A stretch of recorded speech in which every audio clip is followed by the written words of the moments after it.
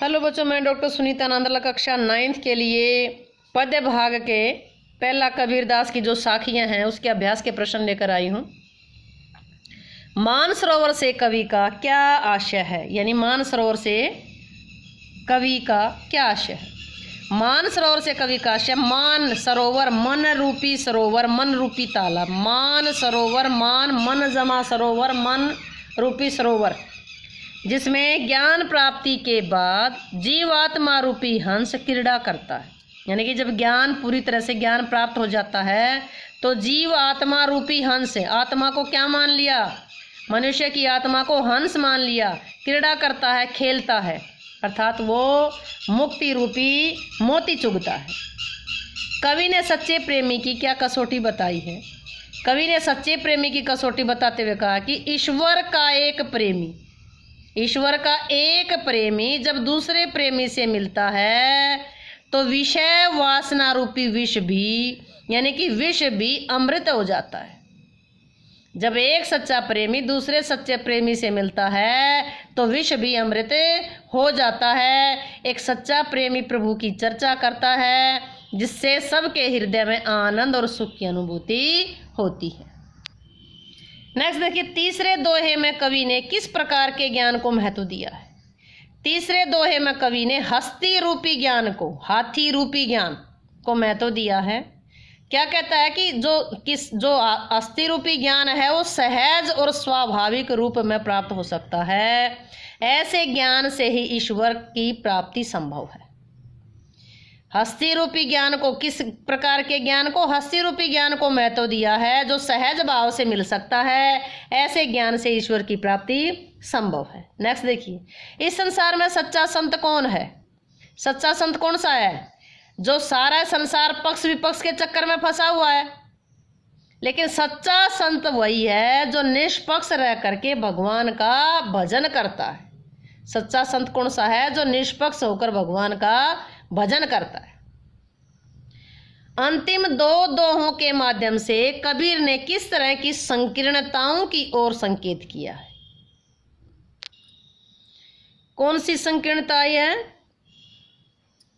अंतिम दो दोहों में कबीरदास ने हिंदू और मुसलमानों की संकीर्णता, सांप्रदायिकता, और क्या बताया कि हिंदू तो कहते हैं कि हमारा राम श्रेष्ठ है, मुसलमान कहते हैं कि हमारा खुदा श्रेष्ठ है। इस संकीर्णता पर प्रकाश डाला है।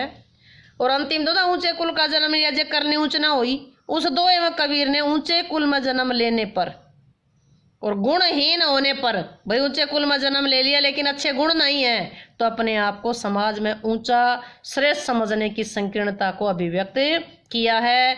ऊंचे कुल में जन्म लेने से, जन्म होने से व्यक्ति ऊंचा नहीं बनता, लेकिन अच्छे कर्म करने से व्यक्ति बड़ा बनता है, ऊंचा बनता है। ये दोनों दोहों में बताया है। एक तो ये था कि हिंदू तो राम राम कहता मर गया, मुसलमान खुदा खुदा खुदा खुदा कहता मर गया, लेकिन इन दोनों में श्रेष्ठ क्या है? जो इन दोनों के चक्कर में नहीं पड़ता।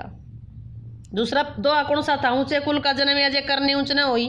अगर व्यक्ति ने ऊंचे कुल में जन्म ले लिया लेकिन उसके कर्म अच्छे नहीं हैं तो कैसी स्थिति होगी? जैसे सोने का घड़ा और उसमें मदिरा भरी हुई हो। किसी भी व्यक्ति की पहचान उसके कुल से होती, उसके कर्मों से। तर्क सहित उत्तर दीजिए। यही क्वेश्चन रिपीट हो रहा है, वही आंसर है। कबीर ने अपनी साखी में ऊंचे कुल का जन्म या जे करने ऊंच न हुई, किसी भी, उसमें बताया कि किसी भी व्यक्ति की पहचान उसके कुल से नहीं होती, उसके कर्मों से होती है। एक व्यक्ति ऊंचे कुल में पैदा होकर के नीच कर्म करता तो उसको नीच ही माना जाएगा। उसकी पहचान उसके बुरे या नीच व्यक्ति के रूप में होती है जो कर्म बुरे करेगा। इसके विपरीत छोटे कुल में पैदा हुआ हो, कर्म अच्छे हैं, कर्म महान है, तो उसे अच्छा समझा जाएगा, उसे उच्च समझा जाएगा। उसकी पहचान उसके कुल से नहीं, उसके कर्मों से होती है। संत कबीर रैदास इसके उदाहरण है।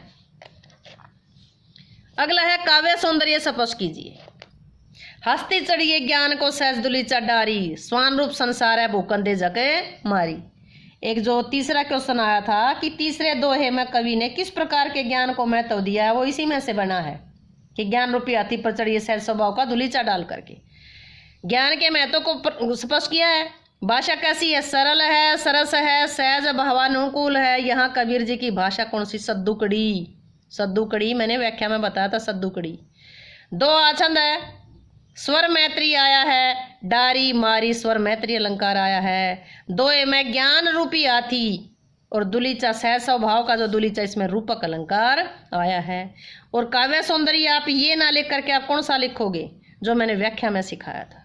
भाषा कौन सी है? आप इस कबीरदास की व्याख्या देखें, इस पैरे की जो व्याख्या देखेंगे तो उसमें आप इसका लास्ट में काव्य सौंदर्य है जो पूरी कविता का ही एक है, केवल अलंकार अलग है, अलंकार अलग है।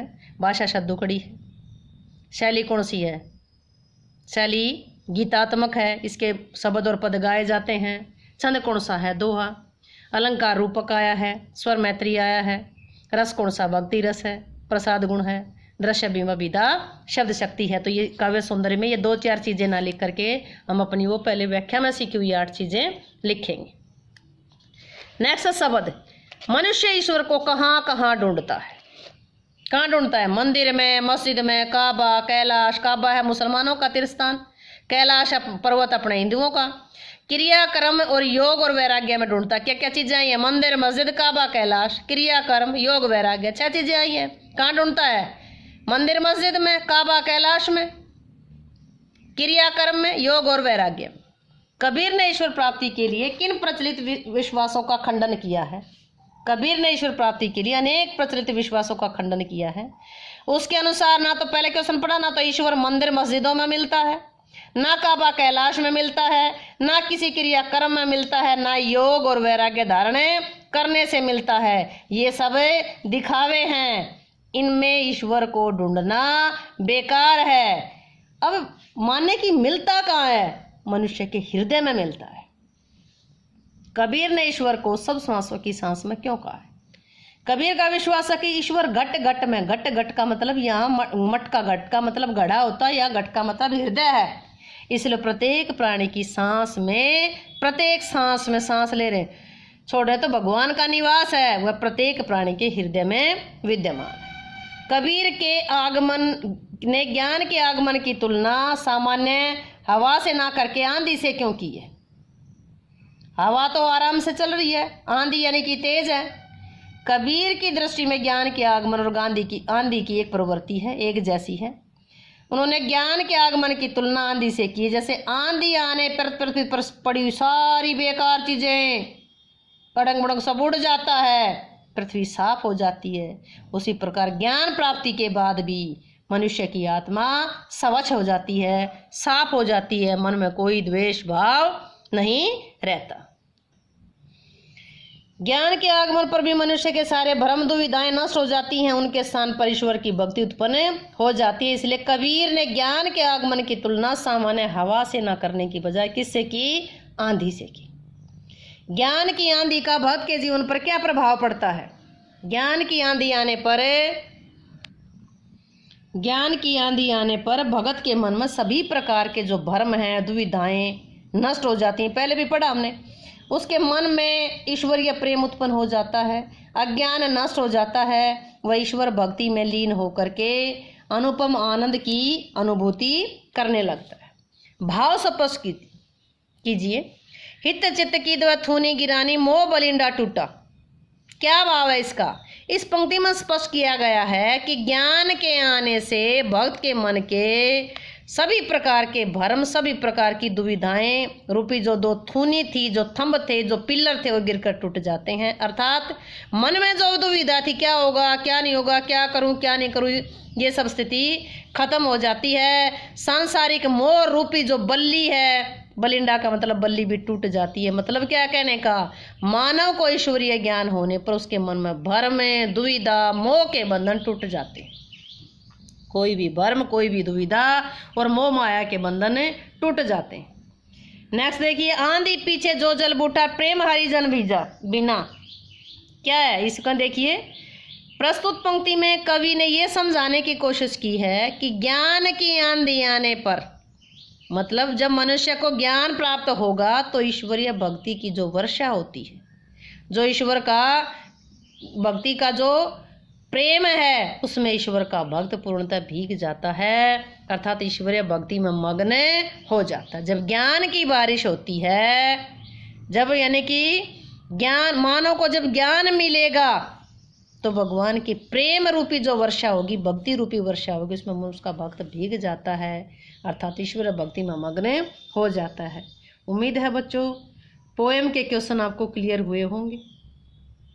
वीडियो को लाइक करें, शेयर करें, चैनल को सब्सक्राइब करें।